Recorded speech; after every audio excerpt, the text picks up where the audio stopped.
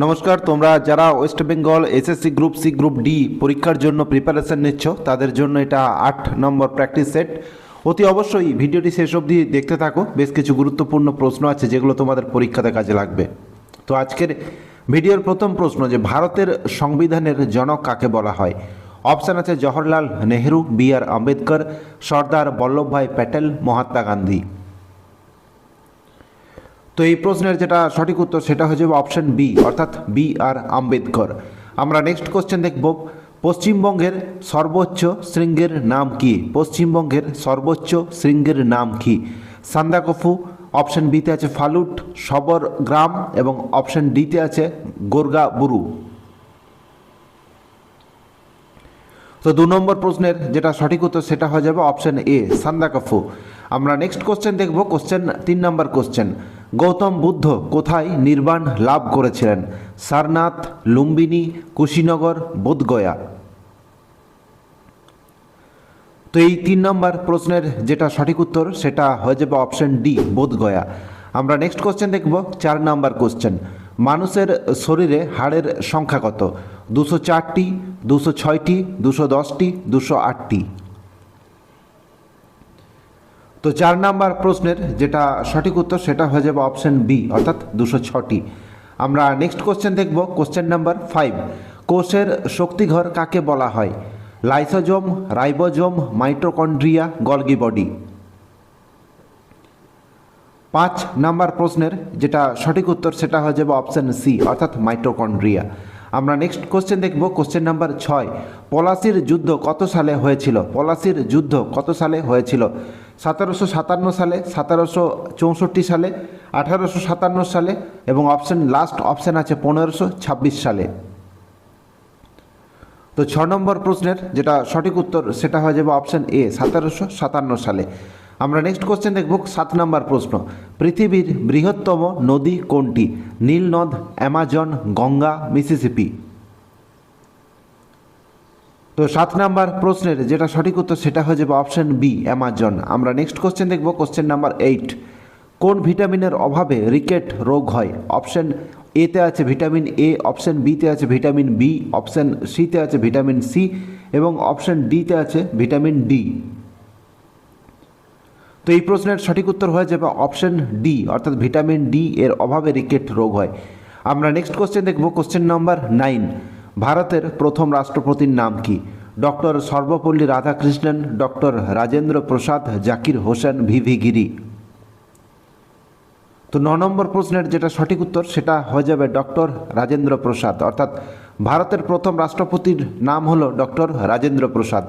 আমরা next question দেখব, question number 10, Santiniketan কে প্রতিষ্ঠা করেন? দেবেন্দ্রনাথ ঠাকুর, রবীন্দ্রনাথ ঠাকুর, রাজা রামমোহন রায়, ঈশ্বরচন্দ্র বিদ্যাসাগর। তো 10 নম্বর এই প্রশ্নের সঠিক উত্তর হয়ে যাবে অপশন বি, রবীন্দ্রনাথ ঠাকুর, অর্থাৎ শান্তিনিকেতন প্রতিষ্ঠা করেছিলেন রবীন্দ্রনাথ ঠাকুর। আমরা নেক্সট কোশ্চেন দেখব, কোশ্চেন নাম্বার 11, নোবেল পুরস্কার জয়ী প্রথম ভারতীয়কে? C V Raman, Mother Teresa, Rabindranath Thakur, Amartya Sen. তো এই প্রশ্নটির সঠিক উত্তর হয়ে যাবে অপশন সি, অর্থাৎ রবীন্দ্রনাথ ঠাকুর।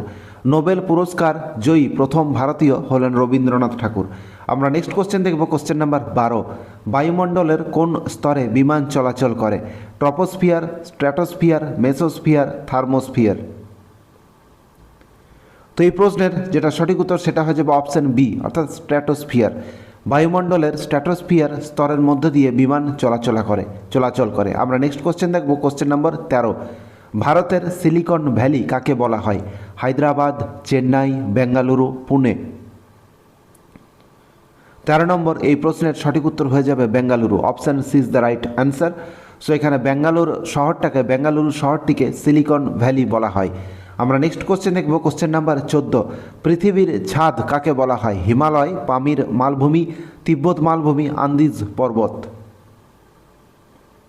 তো এই প্রশ্নের সঠিক উত্তর হয়ে যাবে পামির মালভূমি। পামির মালভূমিকে পৃথিবীর ছাদ বলা হয়। আমরা নেক্সট কোশ্চেন দেখব, জাপানের মুদ্রার নাম কি? ডলার, ইউরো, ইয়েন, টাকা। তো এই প্রশ্নটির সঠিক উত্তর হয়ে যাবে অপশন সি, ইয়েন, অর্থাৎ জাপানের মুদ্রার নাম হলো ইয়েন।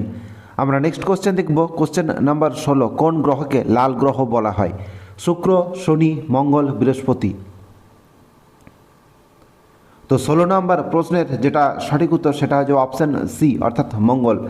মঙ্গল গ্রহকে লাল গ্রহ বলা হয়। আমরা নেক্সট কোশ্চেন দেখব, কোশ্চেন নাম্বার 17। ভারতের জাতীয় খেলার নাম কি? Cricket, football, hockey, kabaddi.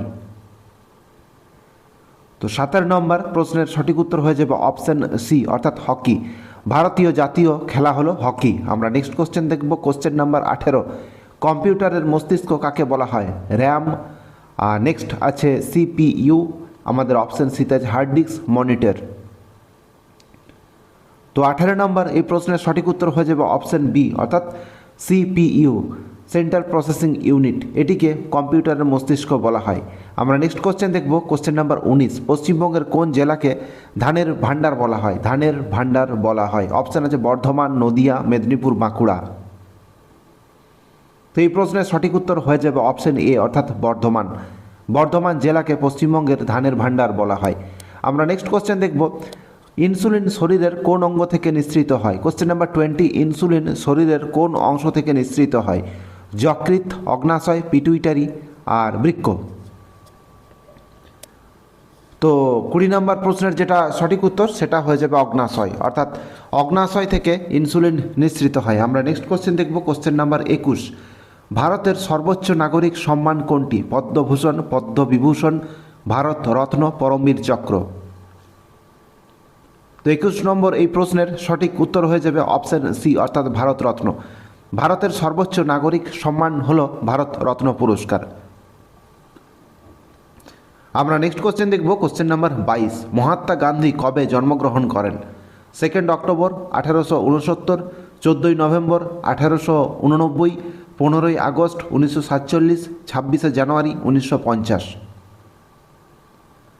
তো এই প্রশ্নটি সঠিক উত্তর হয়ে যাবে অপশান এ অর্থাৎ 2 অক্টোবর 1869 সালে মহাত্মা গান্ধী জন্মগ্রহণ করেছিলেন। আমরা নেক্সট কোশ্চেন দেখব, গোলাপি শহর কোন শহরকে গোলাপি শহর বলা হয়? Question number 23। উদয়পুর, জয়পুর, যোধপুর, অমৃতসর। তো এই প্রশ্নটির সঠিক উত্তর হয়ে যাবে অপশান বি অর্থাৎ জয়পুর। জয়পুর শহরকে গোলাপি শহর বলা হয়। আমরা নেক্সট কোশ্চেন দেখব, question number 24।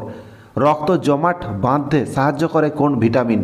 Vitamin A, vitamin K, vitamin E, vitamin D. তো 24 নাম্বার এই প্রশ্নের সঠিক উত্তর হয়ে যাবে অপশান বি যেটা হলো ভিটামিন কে।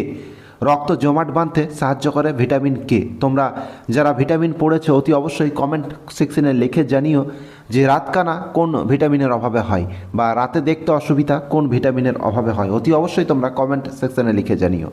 আমরা নেক্সট কোশ্চেন দেখব, আজকের video last question, question number 25। গীত গোবিন্দ এর রচয়িতাকে? গীত গোবিন্দ এর রচয়িতাকে? অপশান আছে গীত গোবিন্দ এর রচয়িতা হলো জয়দেব, বিদ্যাপতি, চণ্ডীদাস নাকি তুলসীদাস। তো 25 নাম্বার এই প্রশ্নের সঠিক উত্তর হয়ে যাবে অপশান বি।